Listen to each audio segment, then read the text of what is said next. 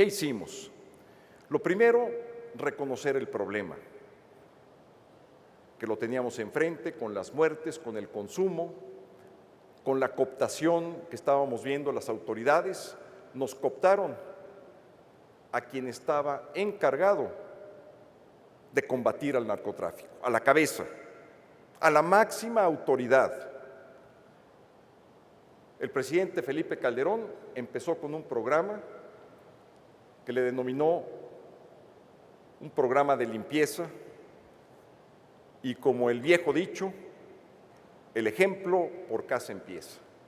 Y empezó con la cabeza, siguió con los segundos y terceros mandos y se empezó en un proceso real de depuración de la policía. Se siguió con una presencia en los lugares donde más operaba el crimen organizado, con el desmantelamiento de bandas, de laboratorios.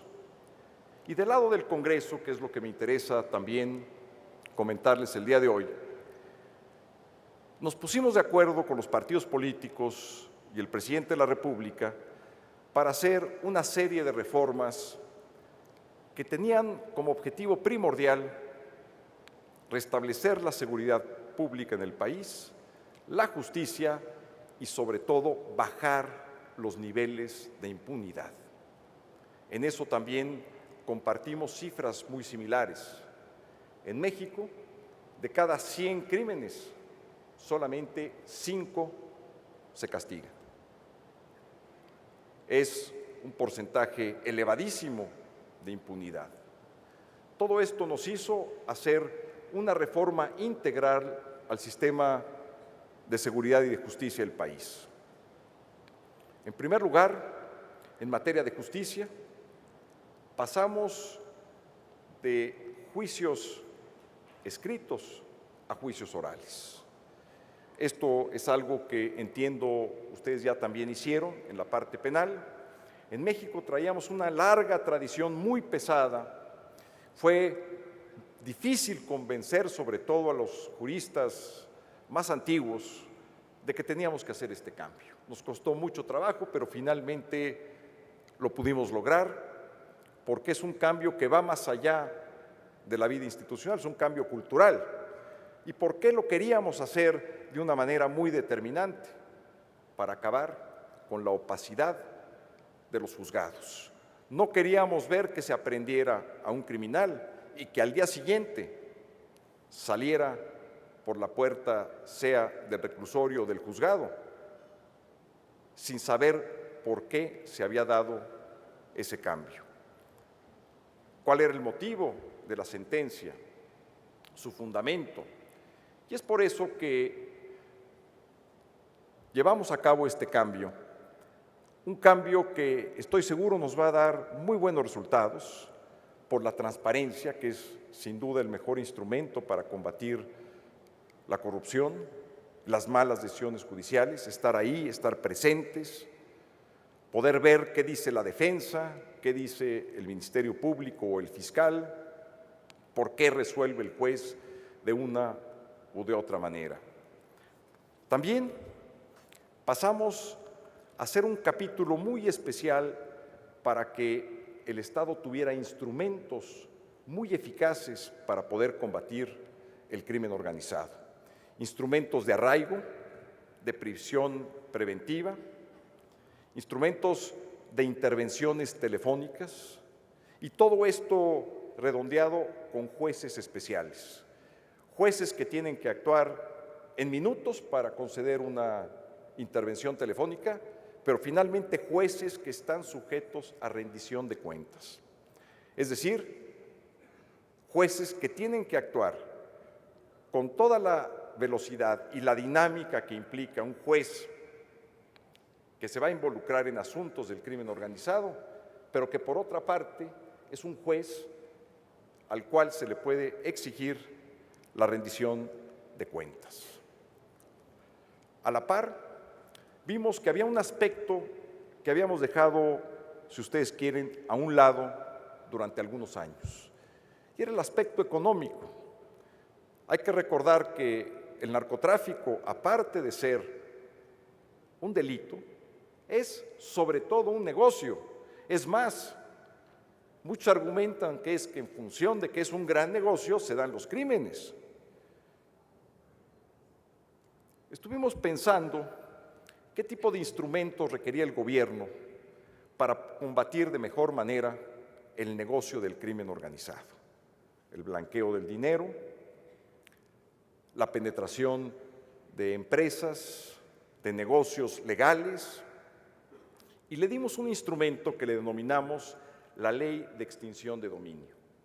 Ese instrumento hoy, que ya ha sido aprobado, le permite al gobierno apropiarse de los bienes del crimen organizado mediante operaciones relativamente sencillas, en donde el gobierno, a través de un procedimiento judicial, en el momento que detecta un bien vinculado al crimen organizado, imaginemos una casa donde se comete un secuestro, por ejemplo, imaginémonos una bodega donde se deposita la droga, un avión que la transporta, un barco que es utilizado.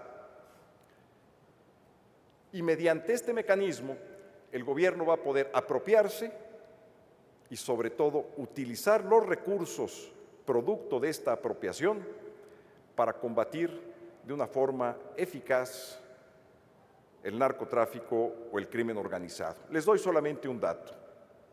Hoy en día el gobierno mexicano tiene incautados, producto de la operación en contra del narcotráfico, 400 aeronaves. Imagínense ustedes físicamente a 400 aeronaves en hangares, lo que le cuesta al gobierno mexicano hoy en día mantener esos aviones bien puestos. 22,000 vehículos terrestres, entre otros. Entonces, esta ley le va a permitir deshacerse, vender, hacerse de recursos y poder estar en aptitud de combatir de mejor manera al crimen organizado.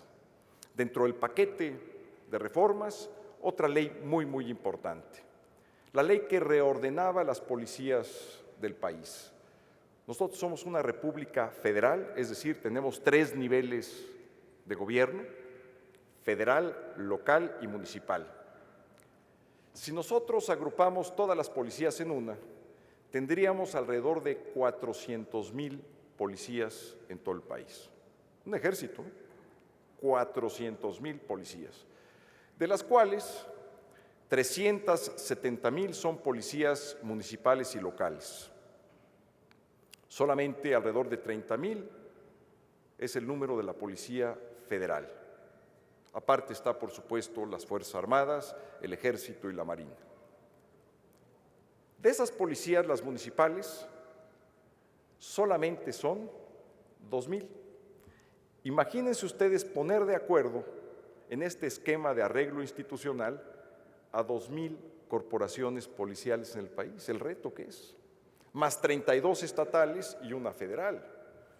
Entonces, hicimos una ley de coordinación para establecer un servicio civil de carrera, de tal manera que el policía más bajo de una corporación municipal pudiese ir ascendiendo hasta ser de la corporación federal con sus ascensos correspondientes. Unificamos capacitación, formación, sistemas de inteligencia, equipo, y todo esto en un proceso de transición. No es que se dé de un día para otro, pero es precisamente el programa de acción lo que va a dar como resultado finalmente un mejor control, porque de otra manera estábamos operando con una especie de torre de Babel.